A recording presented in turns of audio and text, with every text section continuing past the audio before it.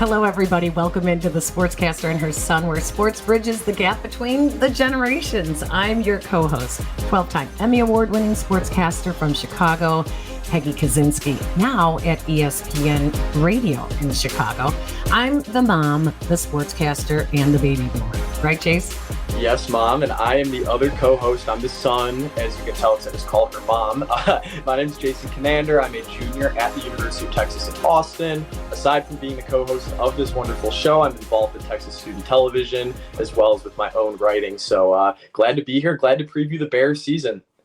Thank you, everyone who has followed us on YouTube, our website, thesportscasterandherson.com, and those who are listening to us on ESPN Radio Chicago app.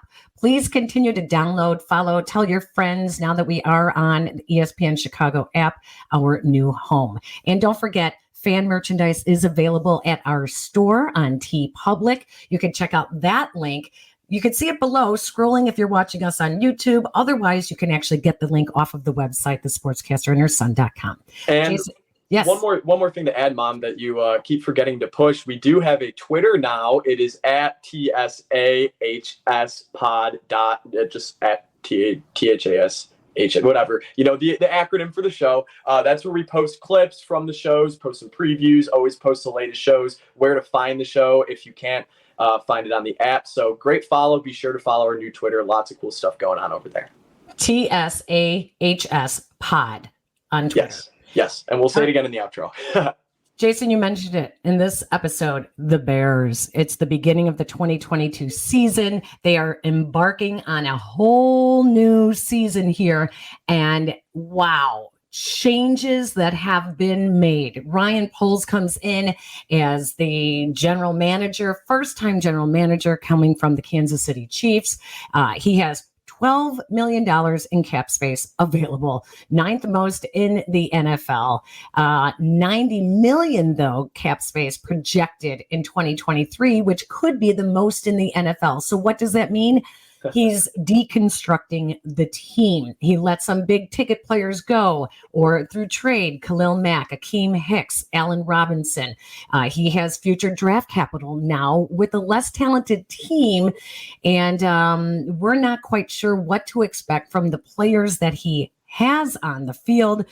He does still have Robert Quinn. He does still have Roquan Smith, who did not play in any preseason games after a hold in. He was held out of the last game due to some tightness. So there's a lot of questions about this team up in the air. And oh, by the way, there's a new head coach, Matt Eberflus.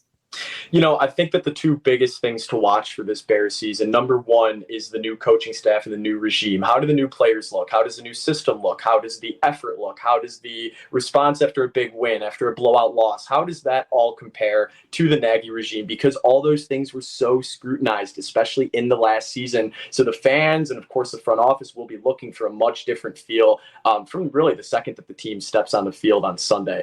The other big thing for me and for everyone else in Chicago is the progression of Justin Fields. We all know that NFL quarterbacks, usually year two is the most telling year. If you have a franchise guy, a future Pro Bowler, or somebody who looks to be a bust. Maybe we won't get that answer from Justin Fields because of the nature of the offensive line. Bears didn't make any big adds to the offense. As my ring light goes out, I'll put that back on in a moment.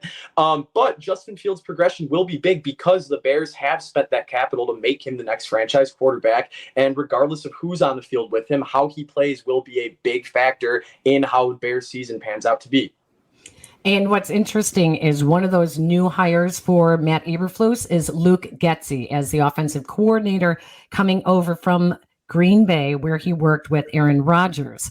And this is an offense that everyone is hopeful is going to put not only Justin Fields in the best position to succeed, but the rest of this team as well, because they might be limited on skilled players. When the roster, the 53-man roster, was announced and finalized, Jason, this is so crazy. The average age of the roster actually got younger to 25 years old. Doesn't surprise me. Well, it sounds young, but that was still 23rd in the league. 23rd in the NFL with the average age of 25. This tells you the NFL is a young man's game. Well, so after waiver claims, the Bears made 7 pickups after the 53-man roster was set.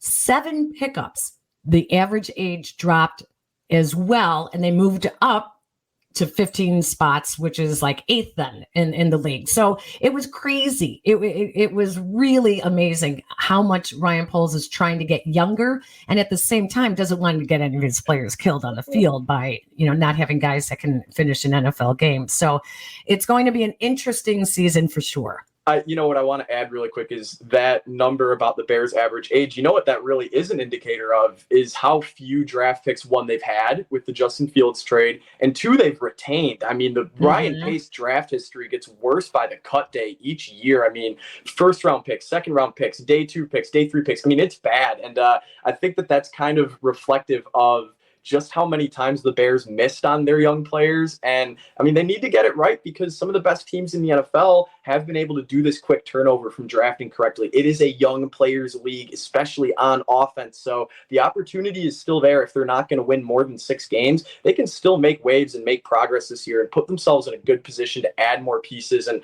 get the Bears back to what they should be in Chicago. So here's the numbers, Jason. Only 4 of 32 draft picks from 2015 to 19 of Ryan Pace are actually still with the Bears. That's just up to 2019. And the only veteran free agents from the Pace regime are like Robert Quinn, Cairo Santos. I mean, it's crazy. Here's the guys that are still with the team. Patrick Scales, long snapper. Cody Whitehair on the offensive line. He's playing left guard. Andre Houston Carson, one of the defensive backs. Eddie Jackson, who had a great first 2 years, earned a huge contract and really dipped off the last 2 seasons. Roquan Smith, who had his hold-in, wants a big contract. So he's actually playing for a big contract this year. David Montgomery, Sam Mustipher, who suddenly was thrown into center, although he did finish a couple games at center last year. Center, and that was after Lucas Patrick had a hand injury early in camp. And then Quinn, Komet, Johnson, Mooney, Gibson, Vildor, Santos, Fields, Jenkins, and over the last 2 years. So it is a young team. It's a lot of turnover. And what's interesting, when I was in the locker room this week, a lot of the guys talked about they're hungry and they have a chip on their shoulder because they want their contracts. Jalen Johnson wants a contract extension. David Montgomery wants his contract extension. Darnell Mooney, Cole Komet, Justin Roquan Fields Smith. Eventually. Justin Fields, exactly. Yeah. So they're playing with a chip on their shoulder, and these other guys, many are on 1-year contracts because they truly are playing for a longer term contract. If not with the Bears next year, then with someone else. So who's in charge of motivating this group of guys? None other than Matt Eberflus. Came over from the Indianapolis Colts and now is in charge of the general on the field. But I would tell you, after watching training camp, he is more like a CEO running an organization. The way he deals with all the different units, he is in the offensive meetings as much as he is in the defensive meetings. He gives his coaches a lot of space to coach. He set the foundation, he set the principles, and it is the H.I.T.S principle that he has brought into Chicago. And this is really where it all begins, and that's with Matt Eberflus. And you may not have been sold on him right off the bat, but I'll tell you what, Ryan Poles was, because he was asked about him this past week. And Ryan Poles, the general manager, said, I love that dude.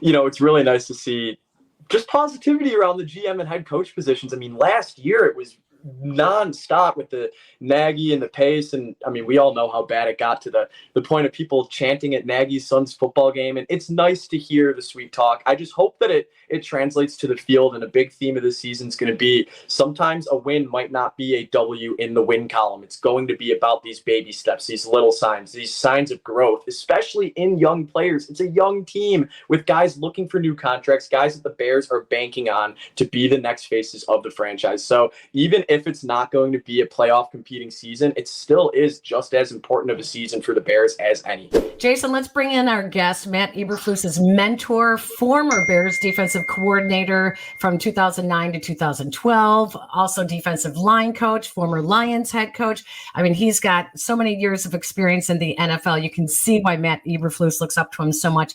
Rod Marinelli is joining the podcast right now. Coach, how are you?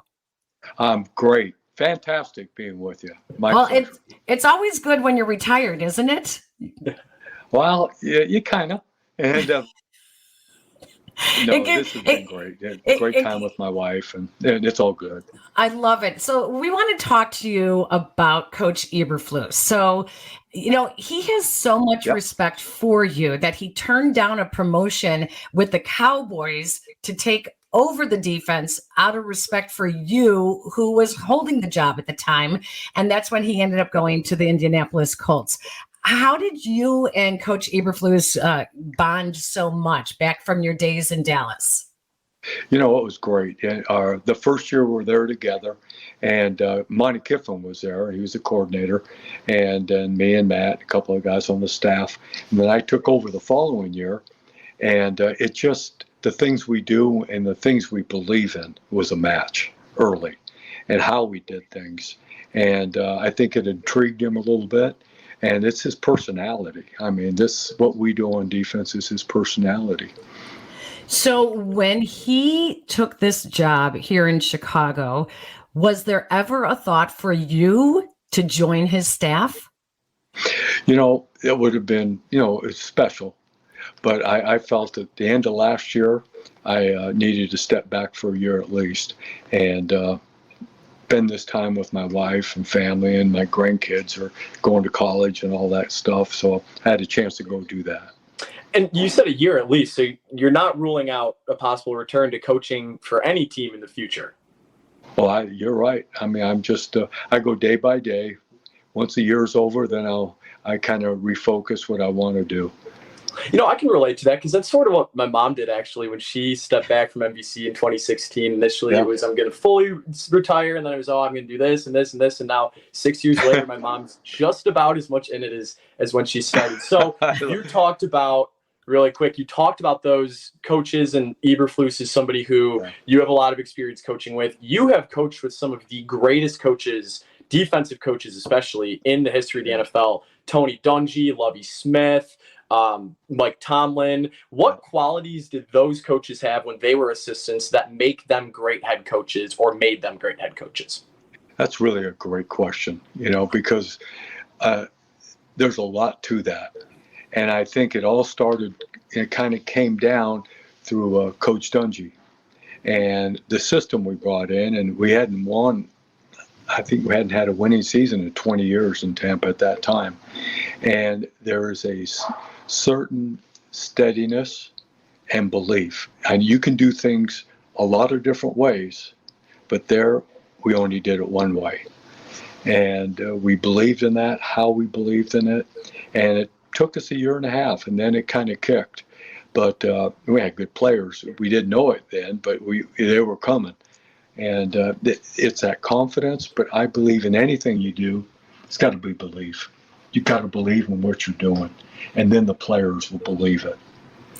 This defense is so perfect for Matt Eberflus because it's the Tampa 2 is so detail oriented. Yes. You got to get the push and the penetration up front. You have to take away the lanes from the running backs, and then the linebackers just have, cleanup duty pretty much.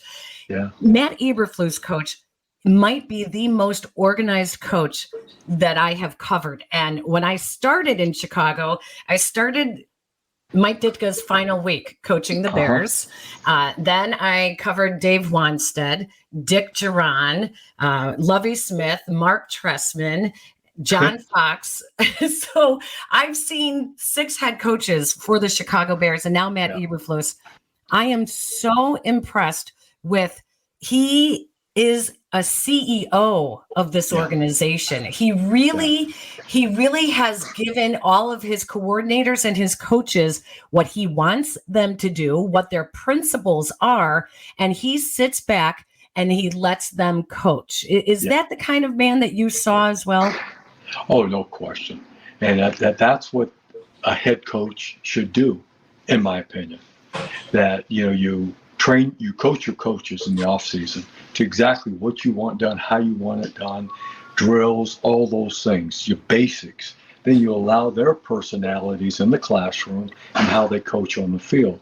But within there's parameters about effort and tackling and all those basic things. People let those basics go. Now, once you've laid that down, that foundation, you got a chance for a good haul for the rest of the season. But no, he's got intelligence and he's smart, and the work ethic is really good. And the system's all about details. And the foundation that he has brought to Chicago is his H.I.T.S principle. Yeah. So it's the hustle, intensity, takeaways, and playing smart. He says that he used his words to come up with the principle, but he got the idea from you and watching how you coached defensive line, how you were incredibly detailed, and you can grade not just in practice every play, every snap, and not just on their assignments, but on the principles of what you're trying to teach. Are you hustling? Are you loafing? Are you playing intense? Are you getting the takeaway? Are you swarming to the ball? He grades every part of it. Yeah. Do you know where in your coaching background you started becoming very detail oriented with how you would coach? Really started with Coach Dungy, but I'd even go a step back. When college football, I coached for John Robinson at USC and Bruce Snyder at Arizona State and Cal, both incredibly detailed. I mean, in that era, it was everything. Being physical, being great teachers on the field, how you did things as a coach, examining your words that you use, repetitive words.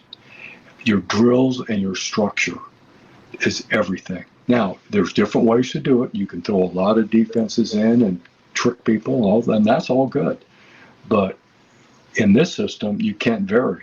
You have to have such belief. And I think the hardest part, first, one, he hired really good guys who he'd been with, too. And Travis Smith was with me in Vegas for a couple of years, and he's sharp as a tack, too. So he understands what Matt wants. And then the key to the whole thing, a player or a coach can never walk by a mistake.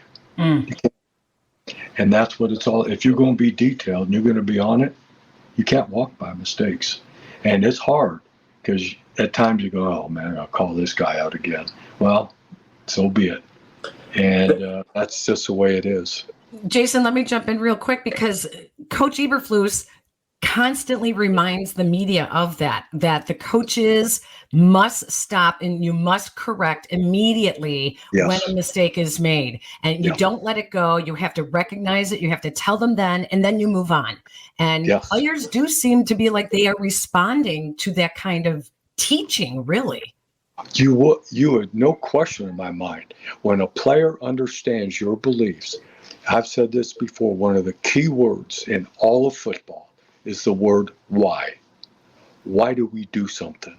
First, the coach, the teacher's got to articulate it exactly in short words to the player.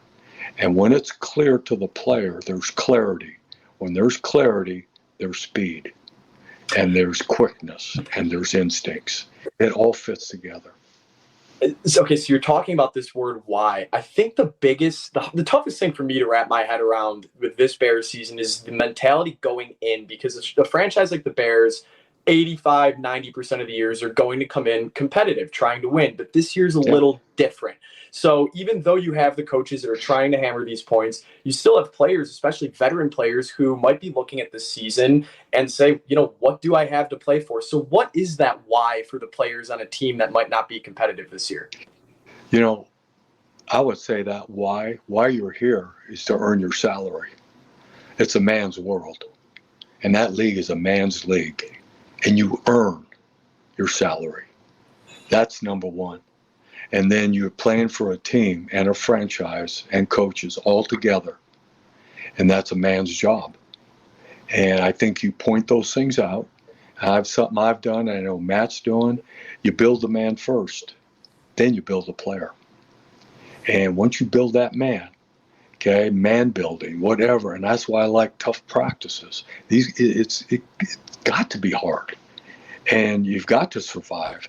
And what you're doing is preparing to build your armor in the off-season training camp. Build your armor for the season. And in this system, if you don't build your armor, it's not going to be good now, because you're counting on whipping somebody's, you're counting on whipping the man that you're supposed to play. You have to do it with great skill and technique. One of the biggest elements of Bears rebuild, reload, whatever you want to call it, is that, this takes time.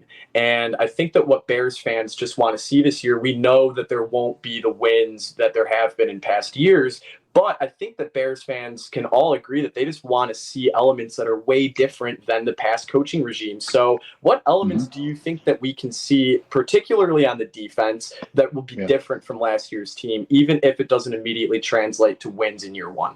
Yeah, and they've played good defense over the years. They have done a good job, but I think the thing you've got to be able to see is the hustle. The hustle is morale.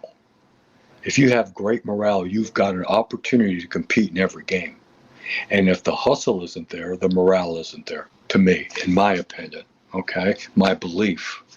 And so you see the morale. Tackling is, to me, a sign of great discipline and great teaching, especially during the year. Finishing blocks up front. You win by doing the ordinary things a little bit better than your opponent, game in and game out, for the long term. And if you can focus on yourself and having a chance to build your skill, when your skill is built, there's morale, because you feel good about yourself and you're developing as a player. So that morale hopefully carries through the year, and I believe it will. Before you ask your follow-up, Mom, I just want to say I think that's great advice for life in general, that if you commit yourself to something and if your morale's high and if you really want it, you can achieve it and you'll be positive about it. I think that's really good life advice just in general. Yeah, and the opposite side of it is when things don't go well. So hopefully you've developed that morale in the man, real men, that can take a bump on the head and keep going. And doesn't affect your morale. That's the key. And when everything's going good, morale's pretty good. You just led me exactly what I was thinking as well, Coach. And that was a lot of the outside noise about the Chicago Bears. They're being picked as one of the, depends on who you read. Are they the worst team in the NFL? Are they the third worst team in the NFL? They haven't played a game yet, but everyone is saying just how bad of a team they are going to be. And in a league in which it is win now, it could be a very difficult year. So why is Matt Eberflus the right person to lead this team through what Jason was just talking about, the rebuild? Yeah, I think it takes strength, mental strength, and conviction, and belief in what you're doing. The players will see that, and you got to be strong and say, I'm not going to change, because I believe in what we're doing. Now you got to add a little sugar and salt and some of those things over there as you're going. But the principles that you've introduced to the players at the very beginning, they've got to see that you're going to stand by them and not let them falter. Good times, bad times. And you got to correct and move forward. You teach, correct, move forward. Coach, how often do you talk to Matt Eberflus? Oh, God. I either drop him a note, or I short calls. I'm big. I mean, short and to the point. And I'll drop maybe a couple times a week, and then maybe a couple messages, things to think about as you're going on, which he knows. Sometimes, you forget something or something like that, but just be who you are to me, and then you'll enjoy it. If you're trying to be somebody else, you're not going to enjoy the process. But it's a hard process. And you have to have hard men. Your coach has got to be hard. And then in turn, the players got to be hard. And that's the beauty of our game. That should never change. That's the beauty. Before we let you go, Rod Marinelli is joining us here on the Sportscaster and Her Son podcast. Coach Eberflus said that you are really great at recommending books to read. Yeah. And Matt Eberflus is a big reader up until training camp starts. He reads, he told me he reads multiple books at one time, which I don't have that kind of focus. I have to start one book and finish one book. So, Coach, tell me what book or books you told him he should read after taking the job in Chicago. Boy, I mean, we have done this for about 7 years in Dallas. So he's read from John Wooden, who's just a teacher, to Chuck Knox's book. It came out, just Masterminds of Simplicity. Coach Dungy's book, those are all. And then I always like to go off and see different type of coaches that may be a little bit different than me. So you got a chance to see the full perspective. And then great leaders in our history. I think in the history of this country, that it's all the same. You got to take a belief and lead men. Well, I sent him the book because I heard about your little book club that you former Dallas coaches have together. So I sent him the book, Cracking the Code, which was based on the Ryder Cup team that finally beat the Europeans for the United States title. And how they actually put the team together and how they coached, the guys. Do you put two guys who are similar together? Do you put guys who are opposite that can help even each other out? So, and knowing that he's also a golfer, I sent him that book and another one on the city of Chicago, just so he knows the city that he's in now. Yeah, he's going to find out soon. Exactly. It's football and it's hitting. Yeah. What's your best advice to him in just being in Chicago itself, the media, the fans, the city itself? I think it's poise. I pick poise over panic. Okay, there's 2 points, poise and panic. And I've always picked poise. So you can always have poise when you know exactly what you're doing. And media comes in, you can explain to them why you did this, because it's part of our progression on how we do things. And then I think you become who you are, the real part of who you are to the media. Mm-hmm. They may not like the answer, that's okay, but it's your belief, and it's all poise, no panic. Panic, players see it. That means you start changing everything, and we got to do this now. No, you don't do that. Poise. I love it. Coach Rod Marinelli, thank you so much for taking the time to join us. And maybe we'll see you in Chicago again soon. Oh, yeah. Well, I love it. And I just really appreciate it. Great questions. Great. Jason, great job. Thank you. You make the game better with good questions. Thank you very much. I got to tell you, Rod Marinelli is very impressive. He really is. The whole thing about don't panic, that's exactly how he handled himself through the Lions winless season.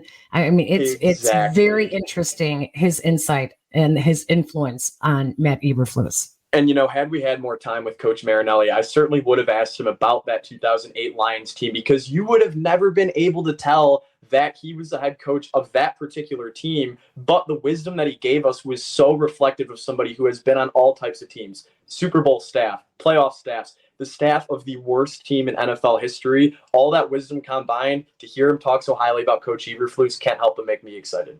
All right, Jason, you have some predictions? 3 predictions. These are going to be quick. They are all Chicago Bears related because the season begins on Sunday. So here we go. Number 1, of course, related to Justin Fields. I'm going to predict that Justin Fields makes a sizable jump this year. Not sizable enough to make a Pro Bowl. Sorry, there's just not the type of offensive weapons around him. But I do think that at the end of this year, here's my prediction with this one, there will be no doubt in the mind of Bears coaches, fans, and those around the league that Justin Fields is the answer at quarterback. It might not have anything to do with the win column. It might not even have very much to do with the stats at the end of the day. But I think that he's going to show the growth and the understanding and commitment to the system necessary to keep him around and dedicate Bears fans to cheering for him and dedicate him to being the next quarterback, face of the franchise, of the Bears. Here's number 2. Of the Arlington Bears. The Arlington Bears. Very, very interesting. Okay, So number 2, I'm going to go with a little bit of a surprise here. We heard some mumbles from training camp. I want to say it was 2 weeks ago, not training camp, practice, that the Bears didn't really feel great about David Montgomery as a fit in their system.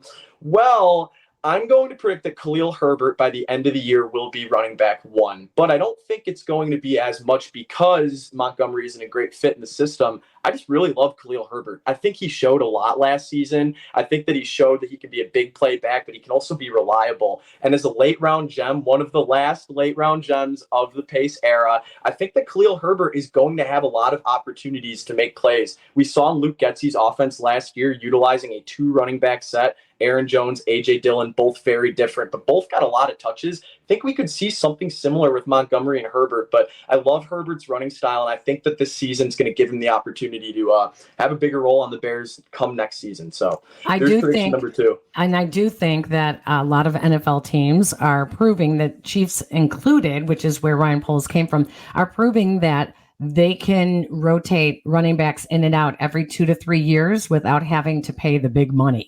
If you have good coaching, you have good skills, you have a good offensive line, then you can get a different running back in there every 3 years without having to pay the huge money. And that's why you don't see running backs go in the top 10 or even in the first round anymore, because they're so dispensable. Okay, so my third prediction here, and I try not to get as caught up in stuff like this, just because it doesn't really matter for this year's Bears team, the whole record prediction and all that. But I did take a look at the schedule today. I've taken a look at it in the past, but people had asked me, look, what do you see the Bears doing this year? And I've never really thought too hard about the question this year, because I can't say 10-7. People are going to be like, oh, you're an idiot.